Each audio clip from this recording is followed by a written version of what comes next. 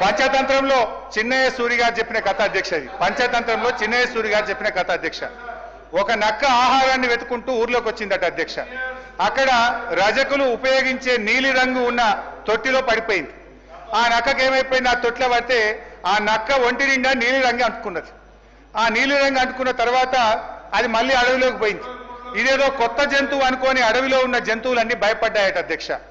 ఈ నక్క కూడా ఇదేదో బాగుంది, అందరు నాకు భయపడుతుందని నేను దేవుడు పంపిన దూతను, ఈ రోజు నుంచి నేనే మీకు రాజును అని ఆ నక్క అన్నదట అధ్యక్ష. జంతువులు భయంతో అంగీకరించాయి. ఆ నక్క జంతువులను అనేక రకాలుగా కష్టపెట్టే భరించాయి అధ్యక్ష. ఒకరోజు ఆ నక్క పెద్ద సభ పెట్టింది, కొత్త చట్టాల గురించి చెప్తుంది. అంతలోనే పెద్ద వర్షం పడి ఆ నక్క అంటిన నీలిరంగంతా కరిగిపోయింది. నక్క నిజస్వరూపం బయటపడ్డది. మాయ మాటలతో మారువేషాలతో పెట్టే భ్రమలు ఎక్కువ కాలంలో నిలవదు అన్నది ఆ యొక్క నీతి సూత్రం అధ్యక్ష. వీళ్ళ మాయ మాటలు కూడా ఎక్కువ కాలం నిలవవు. వీళ్ళ మాటలు, వీళ్ళ యొక్క నీతి ఈ రాష్ట్ర ప్రజలకు అర్థమైపోయింది. జై తెలంగాణ, జై కేసీఆర్. పంచతంత్రంలో చిన్నయ్య సూరి గారు చెప్పిన కథ అధ్యక్ష. ఇది పంచతంత్రంలో చిన్నయ్య సూరి గారు చెప్పిన కథ అధ్యక్ష. ఒక నక్క ఆహారాన్ని వెతుకుంటూ ఊర్లోకి వచ్చిందట అధ్యక్ష. అక్కడ రజకులు ఉపయోగించే నీలి రంగు ఉన్న తొట్టిలో పడిపోయింది. ఆ నక్కకి ఏమైపోయింది, ఆ తొట్టిలో పడితే ఆ నక్క ఒంటి నిండా నీలి రంగు అంటుకున్నది.